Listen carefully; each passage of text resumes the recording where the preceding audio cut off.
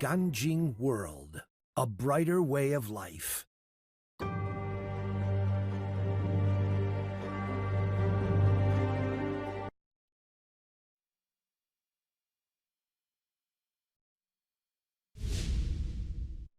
Welcome to NTD Newsroom. I'm Don Ma. Our stories today: a historic meeting in the Netherlands. President Donald Trump attending the NATO summit today. More on his comments on the effectiveness of U.S. strikes against Iran and NATO's new 5% defense spending target. Most Democrats joined Republicans to oppose impeaching Trump over the Iran strikes. Lawmakers will have a classified intelligence briefing on the developments this week. The Trump administration sued 15 Maryland federal judges yesterday for limiting deportation efforts. Kilmar Abrego Garcia returned to the U.S. from El Salvador, facing a judge today. The charges involve an alleged smuggling ring. A surprise upset in New York City. Democratic Socialist Zohran Mamdani declares victory in the Democratic primary for mayor.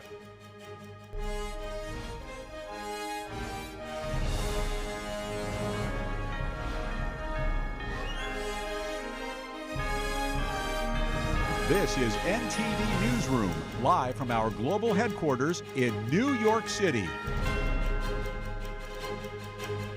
Good afternoon, and thanks for joining us.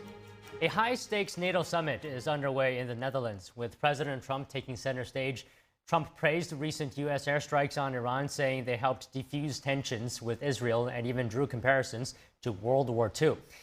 NTD's international correspondent, Elisa Warner, reports from the Netherlands. NATO leaders gathered in the Netherlands for a historic two-day summit. At a preliminary conference, President Trump lauded U.S. strikes on Iran, claiming they halted the Israel-Iran conflict. But some news outlets allege a leaked early classified U.S. intelligence report concluded the strikes only set back Iran's nuclear program by a few months. Trump discussed the strikes on Iran's nuclear facilities following the coverage. Yeah, well, they said it was actually, the report said it could have been they don't know. I mean, they did a report. I could have Pete talk to it because his department did the report. We hear it was obliteration. It was a virtual obliteration. The president compared the strike to the atomic bombs dropped on Japan during World War II. Had we not succeeded with that hit ended the war. That hit ended the war. Trump added that the strikes had a deterrent effect and suggested a shift in Tehran's posture. The last thing they want to do is enrich anything right now. They want to recover. And we won't let that happen, number one. Militarily, we won't. I think we'll end up having somewhat of a relationship with Iran. Addressing media at the end of the NATO summit, Trump said, quote, "We think the fighting is over." We think it's over. I don't think they're going to be going back at each other. I don't think so. Not only have we dealt decisively with the critical threat of Iran's nuclear program, which was what I wanted. I said, Iran cannot have a nuclear weapon. I've said that for 15 years, long before I decided to do the political thing. But we've also reasserted the credibility of American deterrence, which is like no other. While security concerns about Iran loomed large, NATO members also took a major step on defense policy. The 32-nation alliance approved a new pledge to spend 5% of GDP annually on core defense and security needs. That's in response to a demand by Trump and to Europeans' fears that Russia poses an increasingly direct threat to their security following the 2022 invasion of Ukraine. Trump discussed the increase before the vote. I've been asking them to go up to 5% for a number of years, and they're going up to 5%. That's a big... from 2%. And a lot of people didn't even pay the 2%. The president also reflected on America's commitment to stand by its NATO allies in the event of an attack. We're with them all the way. I mean, if you take a look at the numbers, we're with them. On the sidelines of the summit, Trump met Ukrainian President Volodymyr Zelensky. He said he didn't discuss a ceasefire with Zelensky, but will speak to Russia President Vladimir Putin about ending the war in Ukraine. Trump said the U.S. and Iran would hold talks next week. He said the U.S. would continue to ask for no nuclear. Reporting from Amsterdam, the Netherlands, Elisa Warner, NTD News. NATO leaders endorsed a big new defense spending target at the summit in The Hague today, as demanded by President Trump. Here are some key points about the new target. War is always changing as technology advances, and in a bid to increase their country's defence capabilities, NATO leaders have endorsed a big new spending target at a summit in The Hague. NATO members will aim to spend 5% of their economic output on defence, a big increase on the current goal of 2% agreed at a 2014 summit. That's 3.5% of their GDP on core defence, such as troops and weapons, and 1.5% on broader defence and security-related investments, such as cybersecurity, protecting energy pipelines and adapting infrastructure for military vehicles. Hitting these targets could eventually mean spending hundreds of billions of dollars more a year. Doubling down on cyber investment is one of the ways to improve the alliance's defence. That's according to Benjamin Jensen, an international relations and security specialist. So I think the biggest challenge for NATO on the horizon is the intersection of the low cost of shooting waves and waves of long-range attack drones alongside rapid targeting adjustment using AI and offensive cyber. Russia has proven it will attack NATO member states with cyber any time of the day. And money could be used strategically. Due to technology, he said, low-cost systems like $1,000 drones can now destroy high-cost assets like planes. In the ideal case, we would have entire NATO drone brigades like what we see in actually Ukraine, but maybe manned by a multinational battalion or battle group. Moscow's continued war in Ukraine is one reason, along with concerns about a possible future threat from Russia. That's alongside pressure from US President Donald Trump to boost investment. Europe's preparing for the possibility that Washington will withdraw some of its troops and capabilities. Targets are expected to be met in 2035, but can also be adjusted when they're reviewed in 2029. Lawmakers overwhelmingly reject a move to impeach President Trump over the Iran strikes. This after an intelligence briefing was delayed. NTD's Melina Weisskopf has the updates. 128 Democrats voted with Republicans to table an impeachment attempt. Speaker Emerita Nancy Pelosi, one who voted with Republicans, explained why the effort is moot. That's a big threshold to cross, I would say to them. That don't be, again, we can't ignore what is at stake, which is our national security for to make sure Iran does not have a nuclear weapon. The impeachment resolution they blocked was introduced by Congressman Al Green, who argued that because Trump failed to get Congress's approval before making the strikes on Iran, he violated the War Powers Act. That's the same argument we've heard from other critics. Others also called for Trump's impeachment, like Congresswoman Alexandria Ocasio-Cortez, who Trump has been battling with online over the past few days. Listen to what Congressman Al Green, the author of this resolution to impeach, said on the House floor ahead of the vote to table it. Congressional leaders were not appropriately briefed or notified of the attack plans, despite foreign leaders being given advance notice of the planned U.S. military action. Now, Republicans were anticipating Democrats to force a vote like this. House Speaker Mike Johnson yesterday expressed outrage at the suggestions that Trump's decisions with the Iran strikes are an impeachable offense. He also took aim at the War Powers Act of 1973, questioning of whether or not it was constitutional to begin with. Might have made some sense in 1973, but I'm not even sure it was constitutional, and I'll tell you about that as well. Many respected constitutional experts argue that the War Powers Act is itself unconstitutional.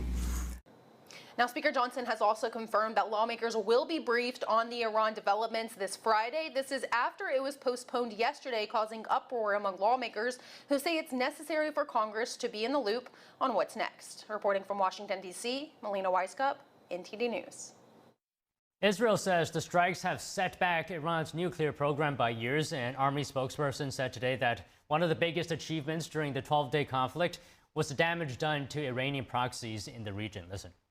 One of our biggest achievements in this operation is the damage inflicted to the proxy network around us. They spent years building a ring of fire around Israel. We see their inactivity during this operation, and we're monitoring their activity, and we're ready. I'm prepared to say here that the assessment is that we have dealt a significant blow to the nuclear program, and I can say we have set it back by years. The White House shared a statement on behalf of the Israel Atomic Energy Commission. It says the U.S. strike destroyed Iran's Fordow nuclear facility and rendered it inoperable. It says the U.S. strike, quote, set back Iran's ability to develop nuclear weapons by many years. This achievement can continue indefinitely if Iran does not get access to nuclear material.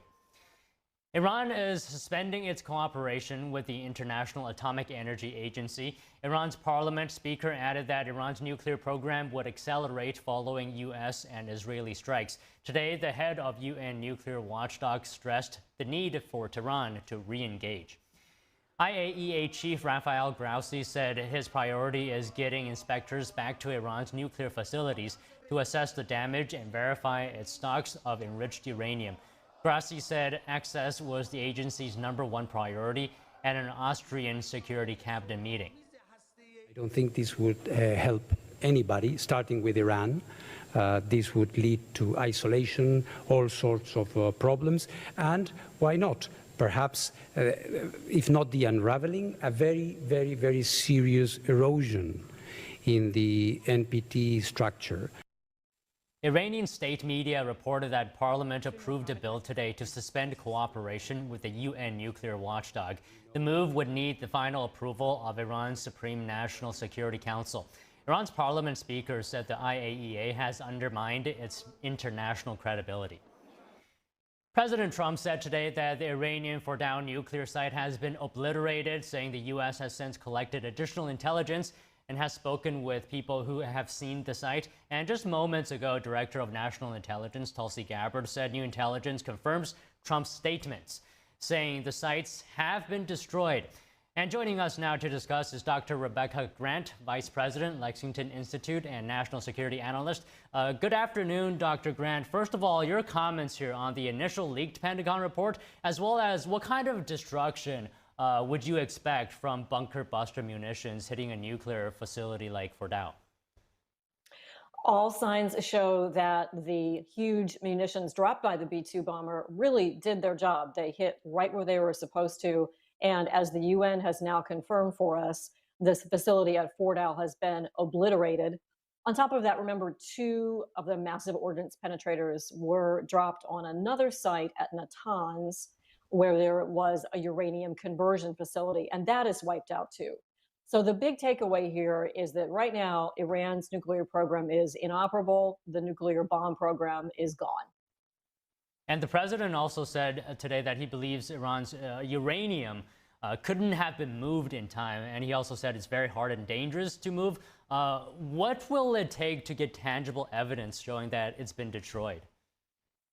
So many interesting comments from President Trump as he was welcomed to the NATO summit. That also really caught my eye. I think he's implying that the highly enriched material, the site at Fordow was the place that they enriched up to the 83%, which was just so close to being at the 90% for weapons grade. They had some other stocks as well. We've all been wondering what happened to the material at Fordow, and President Trump has strongly implied that it was in that underground facility. The 12 massive ordnance penetrators entered and created an enormous fire underground. And that to me means that material is still stuck there.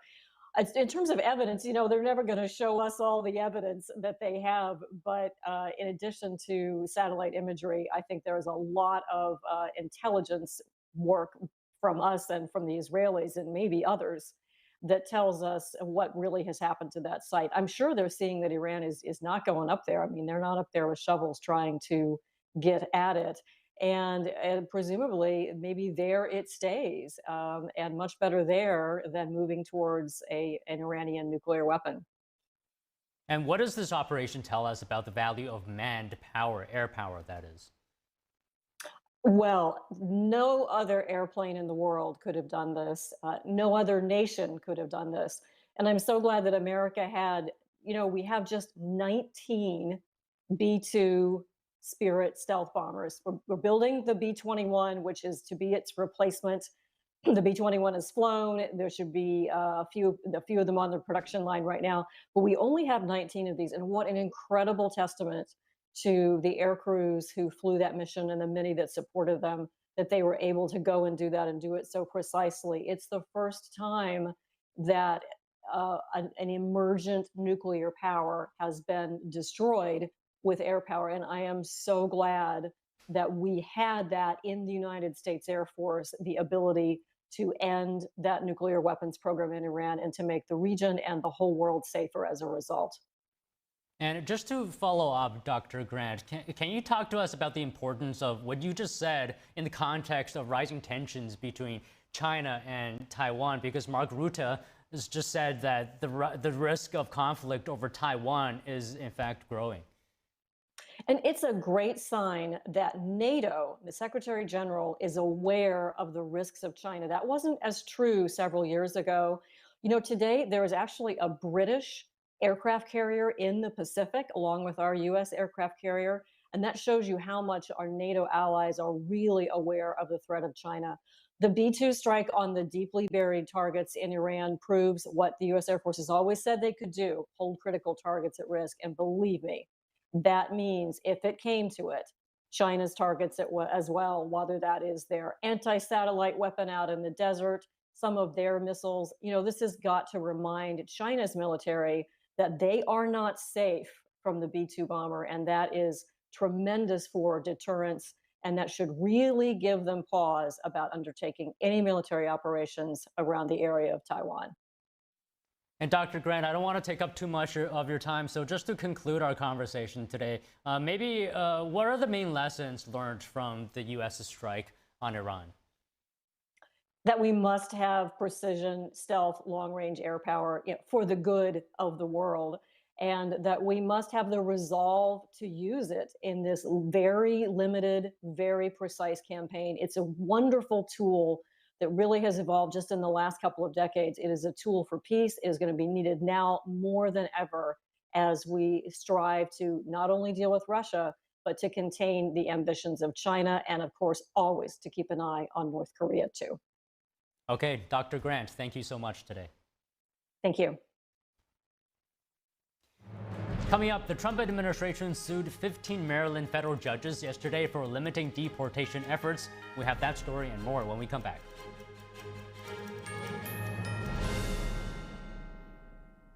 Inflation is still driving up home repair costs. How are millions of homeowners saving money on unexpected bills? With Choice Home Warranty. Is a new refrigerator in your budget? How about a replacement AC unit? I'm Ty Pennington. For many families, these costs can be catastrophic. That's why I'm a Choice Home Warranty customer. They've saved millions of homeowners from unexpected repair bills with an affordable monthly plan that provides peace of mind and helps avoid surprise expenses. Call now to protect your home with Choice Home Warranty and get your first month free.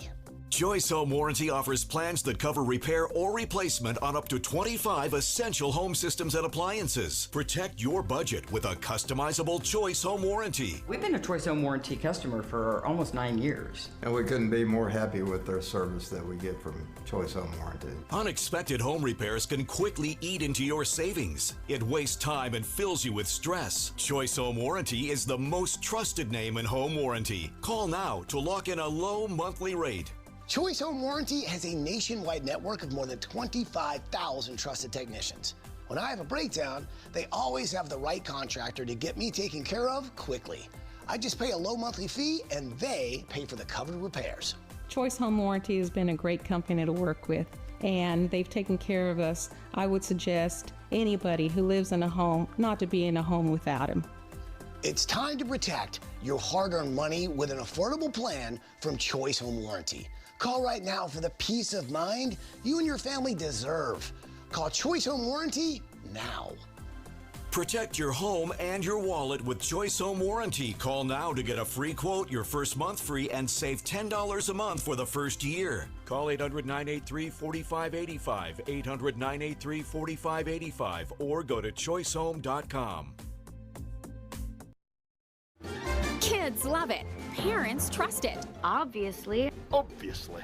Explore GJW Plus Kids Series and Ganjiong Campus courses led by expert educators. This is spectacular.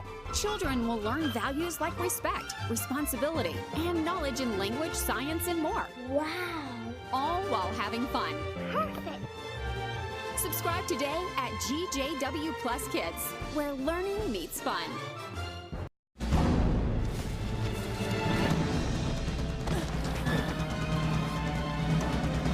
Even the mighty might not see it coming. It's prediabetes, and it captures 1 in 3 adults. But you can escape. Take the 1-minute prediabetes risk test to know where you stand and prevent or delay type 2 diabetes. Be your own hero on smartphones everywhere at doihaveprediabetes.org. The Department of Justice is suing the entire Maryland Federal District Court bench, which includes 15 judges. NTD's Arlene Richards breaks down the details.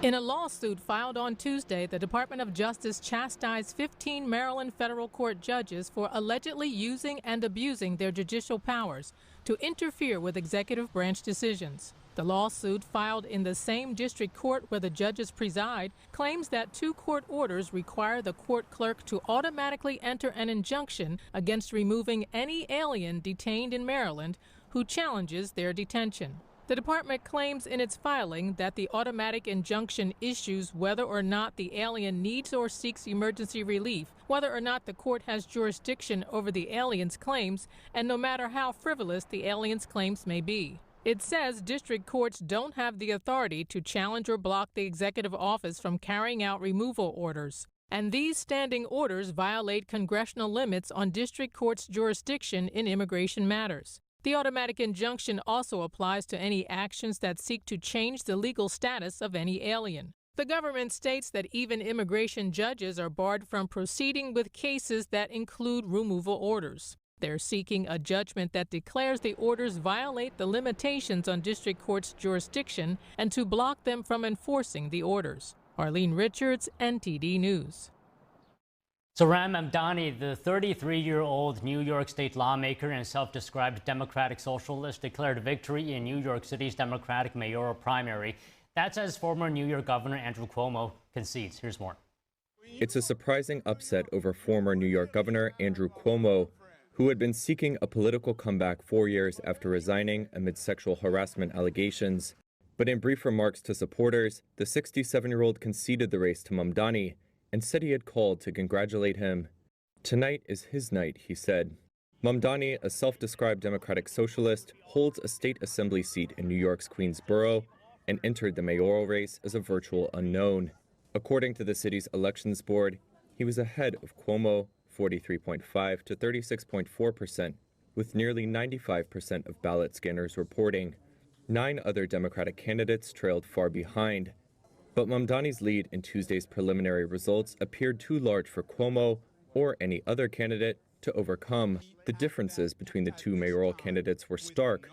Cuomo is a moderate backed by the establishment who served a decade as governor, while Mamdani is a progressive newcomer who promises a break with the past. In the lead up to Tuesday's vote, he garnered endorsements from prominent progressives like Senator Bernie Sanders and Representative Alexandria Ocasio-Cortez. Mamdani will likely be the favorite in November's general election in a city where Democrats dominate. The current mayor, Democrat Eric Adams, will also appear on the November ballot as an independent. Homeland Security Secretary Kristi Noem met yesterday with Panama's President Jose Raul Molino, praising the country's cooperation on migration enforcement. What Panama is doing here by these flights and returning individuals back to their home countries is something that can be perpetuated with other countries as well. The United States is more than willing to help share the cost of this in order to make sure that these countries take their responsibility seriously to accept their citizens back home. Secretary Noem said Panama's repatriation efforts, combined with U.S. policy, have sharply reduced the flow of migrants through the Darien Gap. That is a treacherous jungle region linking Panama and Colombia. Noem observed a deportation flight from Panama to Colombia as part of her visit, the first stop on a multi-nation tour through Central America.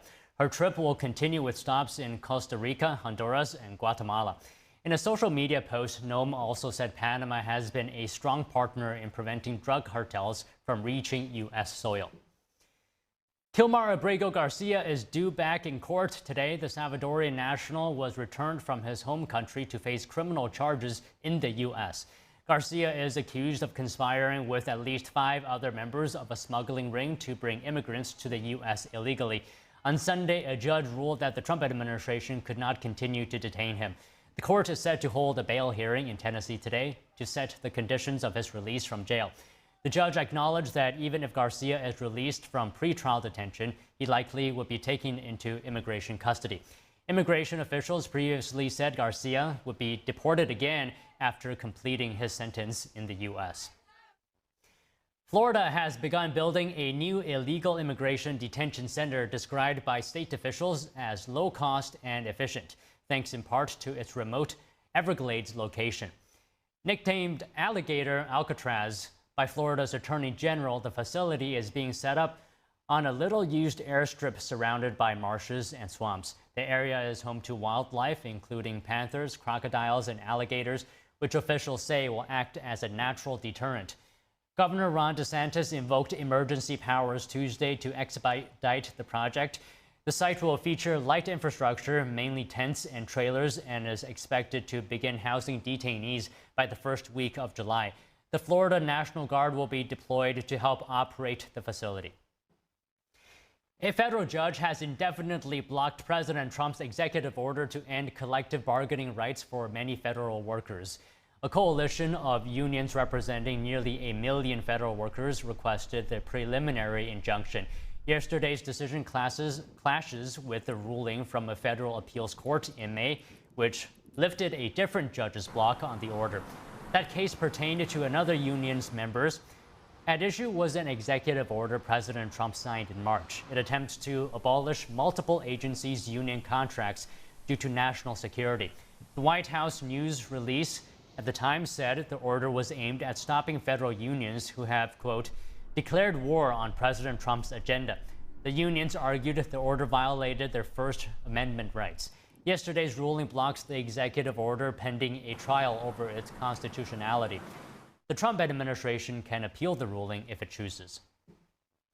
Boeing failed to provide adequate training and oversight to prevent the 737 MAX 9 mid-air emergency last year. That's according to a new report by the National Transportation Safety Board. Here are the details. US regulators have released their report on the mid-air blowout last year involving a Boeing 737 MAX operated by Alaska Airlines. And it won't make easy reading for the aerospace giant.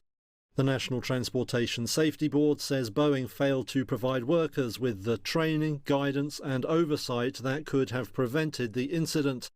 In comments Tuesday, the board harshly criticised the firm's safety culture and its failure to properly install key bolts when making the jet. NTSB Chair Jennifer Homendy said the incident was wholly avoidable, as the plane maker should have addressed production issues identified in internal audits going back a decade or more. She said it was nothing short of a miracle that no one was killed or seriously injured in the blowout. The accident left Boeing facing deep crisis. It prompted the Justice Department to open a criminal probe and declare that the firm was in violation of a deferred prosecution deal agreed after earlier fatal crashes. Regulators also capped output of the MAX while the company worked on improving quality. Those restrictions remain in place, crimping production of the company's best-selling model. Boeing says it regrets the incident and continues to work on strengthening safety and quality. It's redesigning the door plug that led to the blowout. Homendy praised new company chief Kelly Ortberg, but said he had his work cut out addressing all the issues. The NTSB report also criticised the Federal Aviation Administration, saying it should have been aware of problems at the firm. The FAA has now increased oversight of Boeing, after saying last year that it was too hands-off in monitoring the company. Coming up, some officials are saying the threat of sleeper cells is higher than ever. Should people be concerned? We discuss with the former police detective after the break.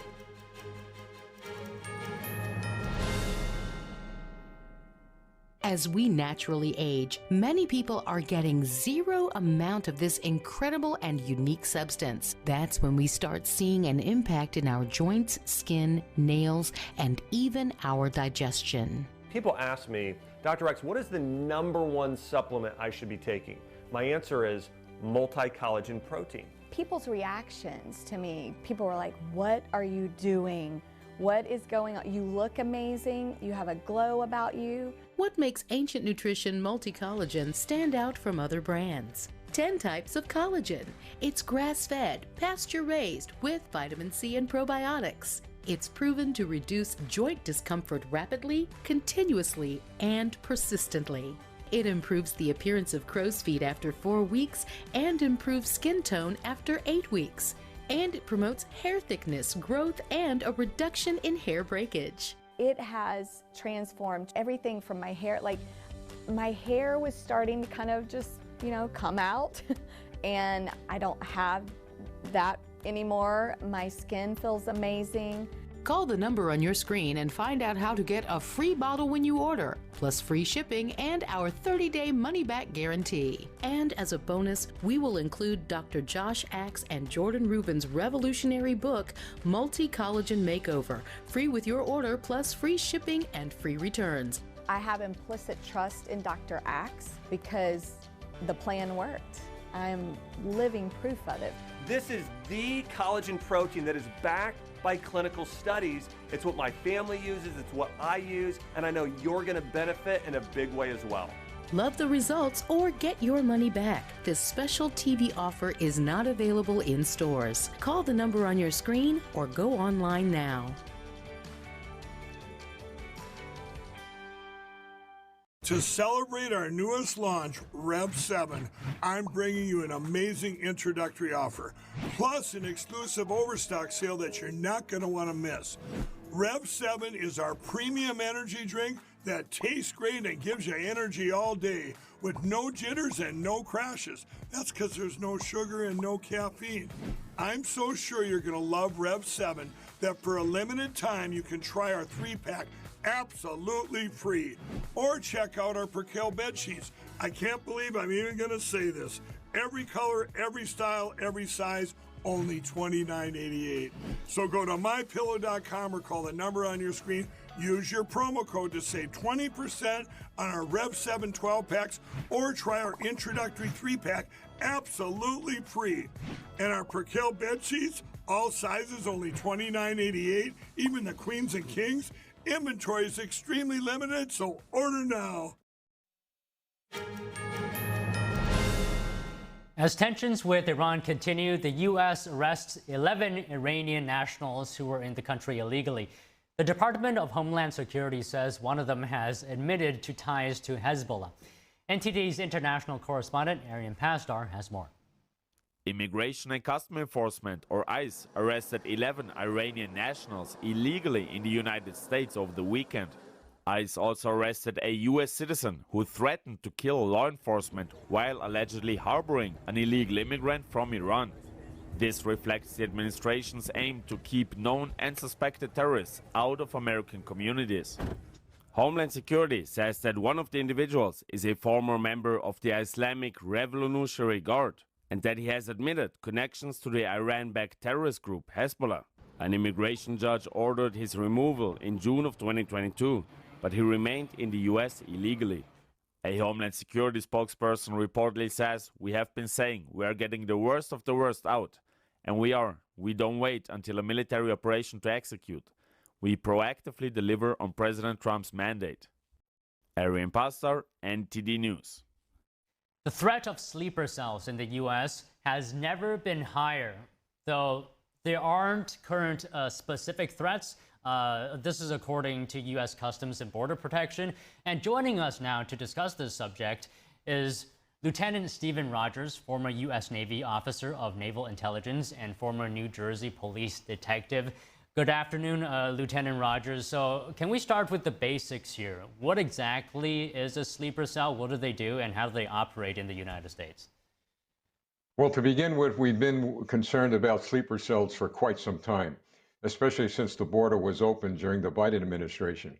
Now, a sleeper cell is not created overnight.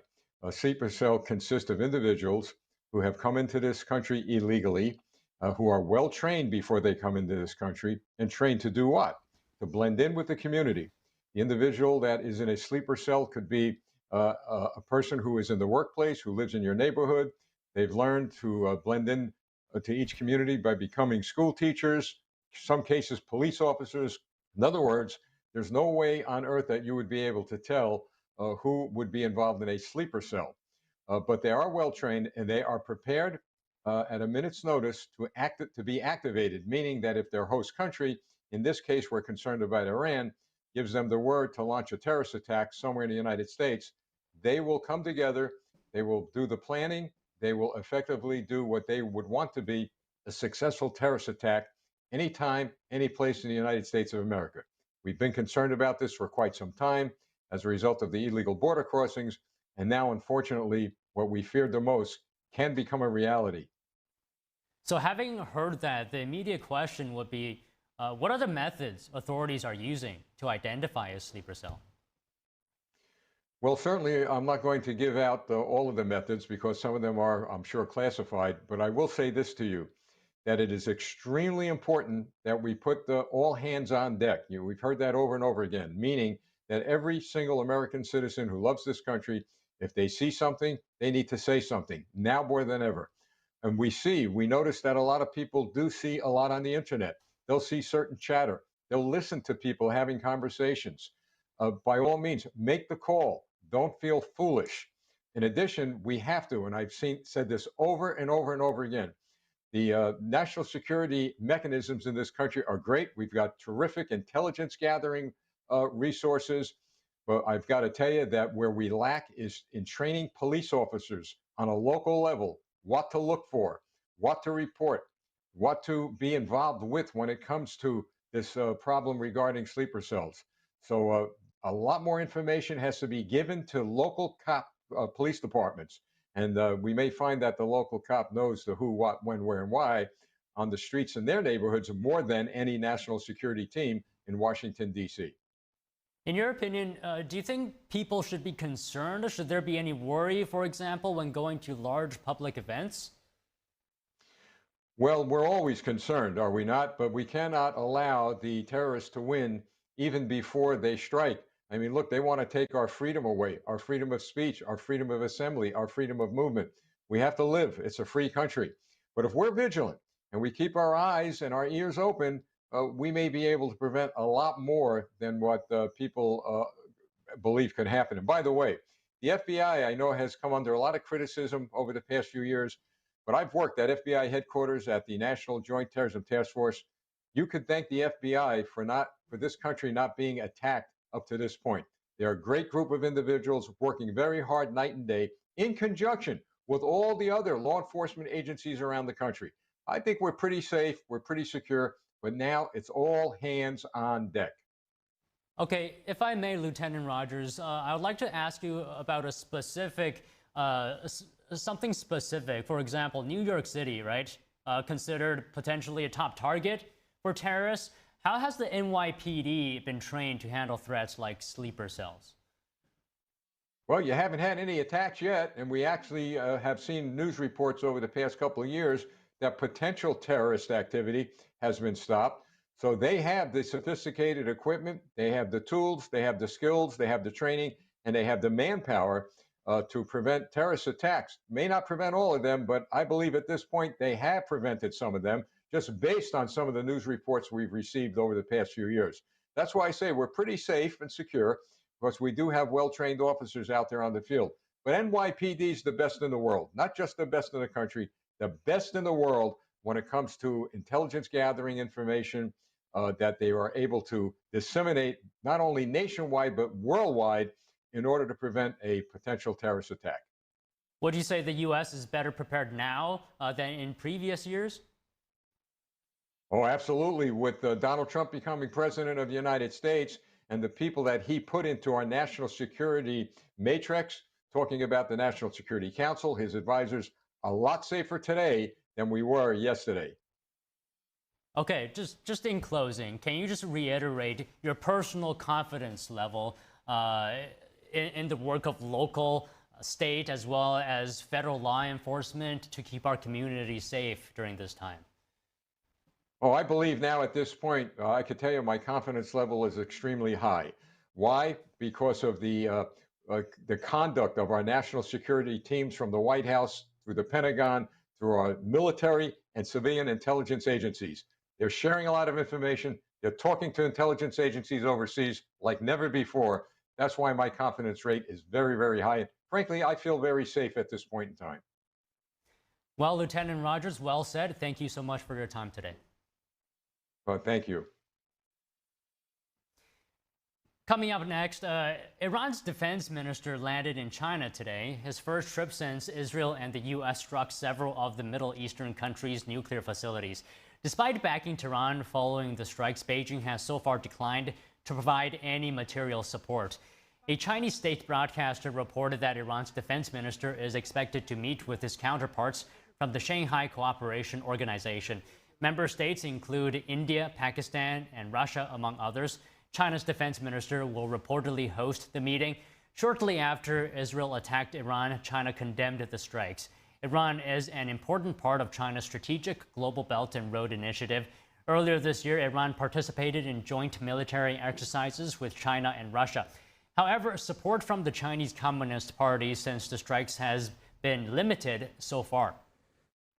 Amid the ongoing crisis between Israel and Iran, one major player with deep ties to Tehran is watching closely, and that is China.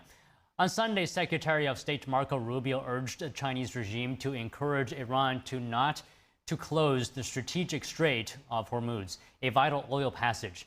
This raises a key question: why is the U.S. turning to China for help?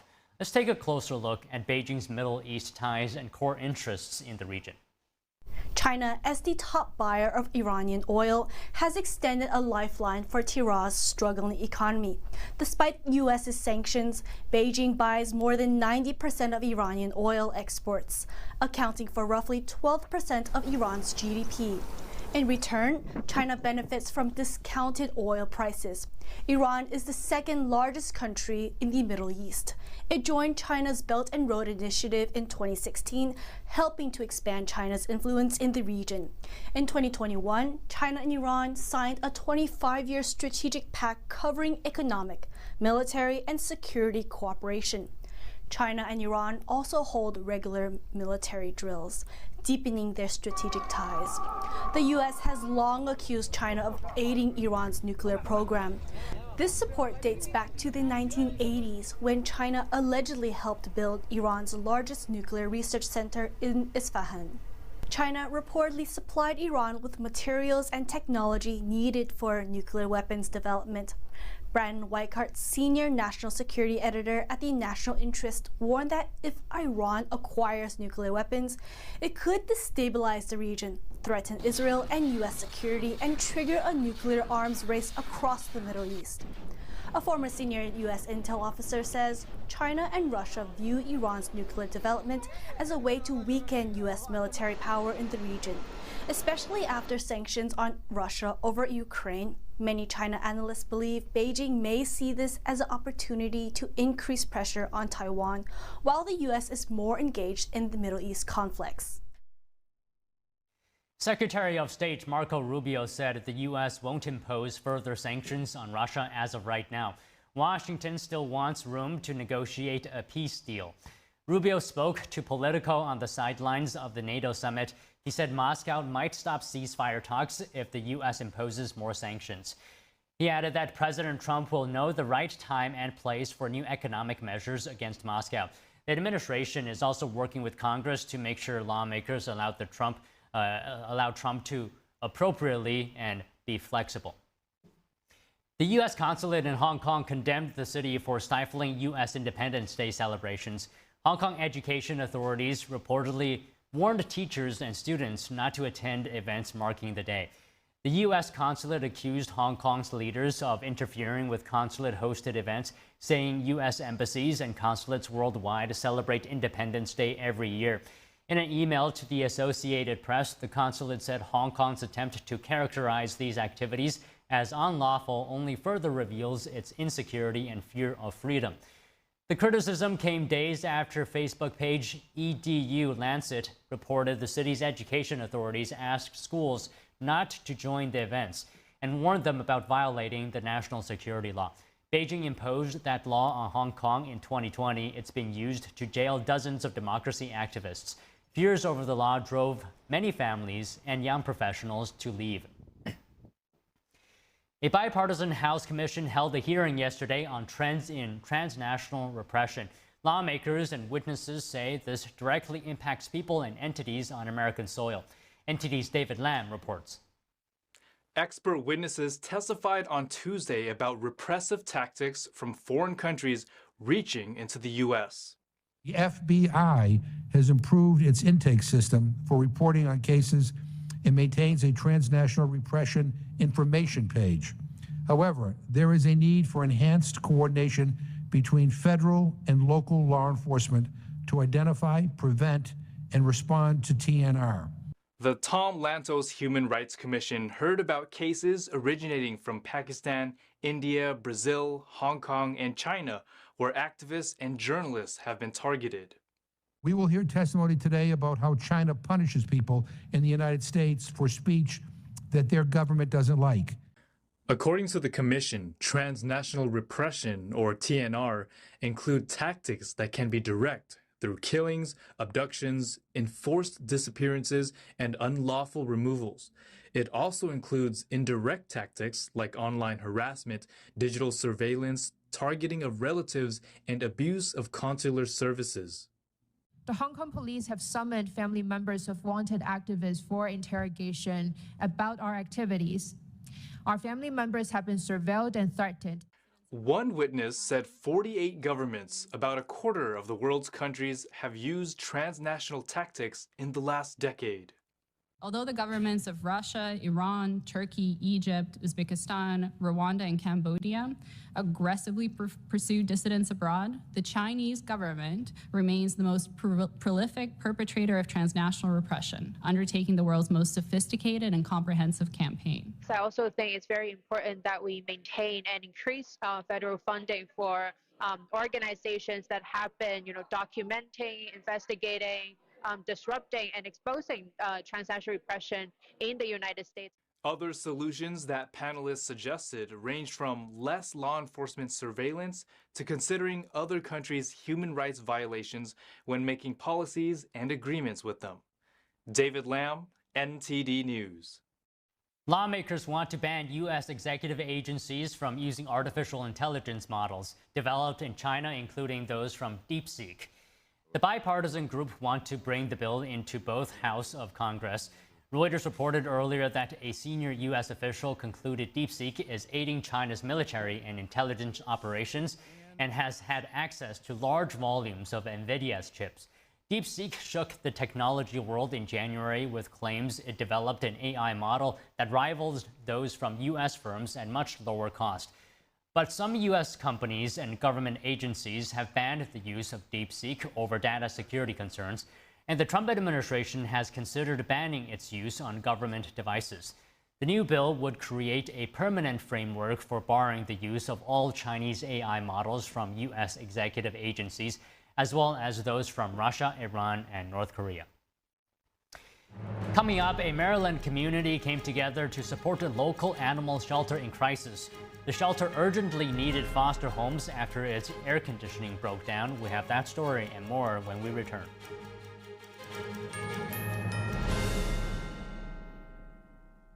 With almost 4 decades in the spotlight, Cindy Crawford has never lost her stunning glow. With her gorgeous, age-defying skin, US Weekly says, whatever she's doing, it's clearly working. How does her skin still look firm, smooth, and youthful at 59? It's Meaningful Beauty. And now with new advanced formulas, it's better than ever, delivering our age-defying ingredients even deeper into the skin to fight wrinkles where they begin. Just wait until you see the difference Meaningful Beauty can make for you. Instant hydration, instant plumping. My skin looks amazing. What I'm most proud of is over 5 million women have trusted Meaningful Beauty, and they're getting great results. And I get that feedback from them in airports, supermarkets, walking down the street, and I love it. And today, we are celebrating 20 years of Meaningful Beauty with a brand new offer you don't want to miss. You can get the entire advanced Meaningful Beauty system with all 5 age-defying super treatments. And when you order today, you'll receive our Targeted Treatment Duo, a $128 value free. Introducing the Wrinkle Smoothing Capsules to target crow's feet, forehead lines, and lines around your mouth. Plus, you'll also get the new Skin Renewing Facial Tool with heat, massage, and red light to boost the absorption of the wrinkle smoothing capsules and reduce the appearance of puffiness. The Skin Renewing Facial Tool and the Wrinkle Smoothing Capsules together create Meaningful Beauty's amazing targeted treatment duo. This plus this equals incredible results. Get all this, a $300 value for just $49.95. But you must act quickly. Results guaranteed or your money back. If you haven't tried Meaningful Beauty yet, this new offer is something you don't want to miss. This special offer is not available in any store, so don't wait. Scan the code, call the number below, or go to meaningfulbeauty.com right now. According to ancient Chinese medicine, purslane is considered a medicinal herb and is used to help lower cholesterol, improve vascular functions, and prevent diabetes. Perilla seeds can nourish the lungs and spleen. It is used to treat asthma and improve pulmonary functions. Puritang green vegetable omega-3 is made from purslane and perilla seeds from Hwangmae Mountain in South Korea. It contains over 90% of omega-3, 6, 7, and 9. The highest concentration possible without chemical additives. The soft gel is made of natural seaweed. It is 100% organic and vegan. Both adults and children can take it with peace of mind. Ancient recipes were passed down from heaven to bring prosperity and longevity. Puritang green vegetable omega-3.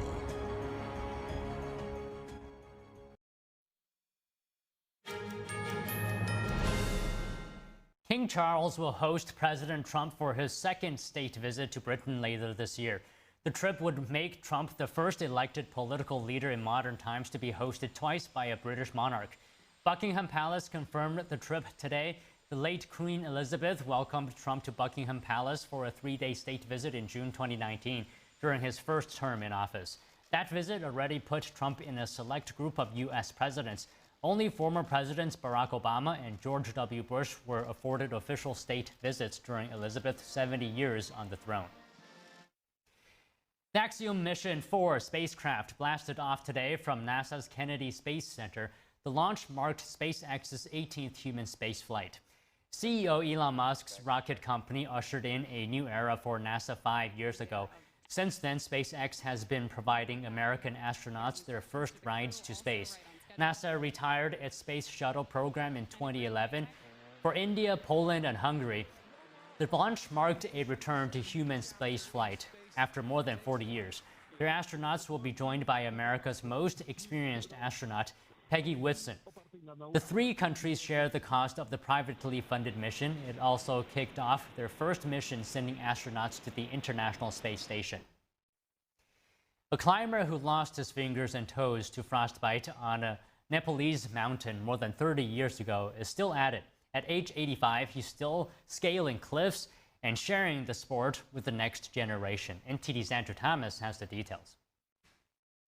For Armando Corvini, age is less of an obstacle than the mountains he's climbed. The 85-year-old now operates his own adventure company, welcoming climbers of all ages. Oh, well, you can see from my face. I love climbing. Growing up, Corvini's climbing playground was the Italian Dolomites. In 1994, Corvini made his first climbs in the Himalayas. At 56, he suffered severe frostbite, resulting in the loss of 9 fingers and all his toes. Now 85, Corvini sees his life in chapters. I got my own style of climbing. My hands are very strong. I've got very, very strong hands. I think that I had two lives. My life when I was very strong, very gaming, nothing would stop me. And then the second life, which is now, then I become, well, disabled in many ways. After his recovery, Corvini started volunteering as an instructor for children with disabilities. Assistant guide Penelope Jones says Corvini's passion is a huge draw for aspiring climbers. People love Armando. Everyone loves Armando. He loves climbing. It's infectious. Some people are kind of afraid of getting old, but I always think if I'm old and like Armando, then that would be great. It's the kind of attitude that could usher in the next generation of climbers. Andrew Thomas, NTD News. A community in Maryland rallied to help a local animal shelter this week. The shelter made an urgent call for foster homes after its air conditioning suddenly failed due to a mechanical issue. Here are the details on that. The breakdown happened during an extreme heat wave, putting dogs and cats at risk. Local media reported temperatures in the facility had quickly risen to 83 degrees. And inside the building, as temperatures started to rise, so did our humidity. And animals, dogs and cats particularly, they use the air to cool themselves. And if the air becomes hotter than what their body temperature is supposed to be, they can overheat really, really quickly. It can become a life and death situation. The facility lost its air conditioning Monday morning, just as outside temperatures above 90 degrees settled over much of the eastern U.S. And it was a pretty chaotic moment, and it was a very serious situation where we had to get these animals out of here as quickly as possible for their safety and well-being. Thankfully, we have a wonderful community who responded so quickly right away. Just before noon Tuesday, the animal center said that cooling had been restored. Local media said that more than 40 animals were placed in temporary foster homes during the emergency. The facility houses 216 animals and has another 140 in local foster homes. They can keep them short term. A couple of days can actually make a huge difference in the stress level and an animal's mental health. Or sometimes if they choose to, they could keep them longer. Sometimes it's 2 weeks, 3 weeks. However long, it's really up to the foster parent. I think they even do like a meet and greet with some dogs. So once we decide which 2 or 3 we'd like, we'll go and do the meet and greet with them and hopefully foster them for the summer. The facility thanked the local community for the outpouring of support on its Instagram account. Coming up, Director of National Intelligence Tulsi Gabbard accuses some media of reporting selectively with leaked information. We have that and more when we come back.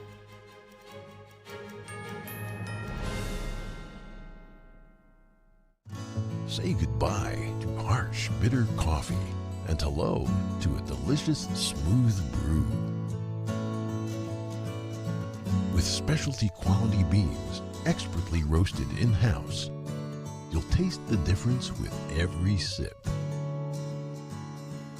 Fermented with a blend of 50 enzymes, Dave's Coffee delivers a rich brew like no other. Made with the highest grade specialty beans available, you're sure to taste the difference. Elevate your morning with Dave's enzyme fermented coffee. Inflation is still driving up home repair costs. How are millions of homeowners saving money on unexpected bills? With Choice Home Warranty. Is a new refrigerator in your budget? How about a replacement AC unit? I'm Ty Pennington. For many families, these costs can be catastrophic. That's why I'm a Choice Home Warranty customer. They've saved millions of homeowners from unexpected repair bills with an affordable monthly plan that provides peace of mind and helps avoid surprise expenses. Call now to protect your home with Choice Home Warranty and get your first month free. Choice Home Warranty offers plans that cover repair or replacement on up to 25 essential home systems and appliances. Protect your budget with a customizable Choice Home Warranty. We've been a Choice Home Warranty customer for almost 9 years. And we couldn't be more happy with their service that we get from Choice Home Warranty. Unexpected home repairs can quickly eat into your savings. It wastes time and fills you with stress. Choice Home Warranty is the most trusted name in home warranty. Call now to lock in a low monthly rate. Choice Home Warranty has a nationwide network of more than 25,000 trusted technicians. When I have a breakdown, they always have the right contractor to get me taken care of quickly. I just pay a low monthly fee and they pay for the covered repairs. Choice Home Warranty has been a great company to work with, and they've taken care of us. I would suggest anybody who lives in a home not to be in a home without him. It's time to protect your hard-earned money with an affordable plan from Choice Home Warranty. Call right now for the peace of mind you and your family deserve. Call Choice Home Warranty now. Protect your home and your wallet with Choice Home Warranty. Call now to get a free quote, your first month free, and save $10 a month for the first year. Call 800-983-4585, 800-983-4585, or go to choicehome.com.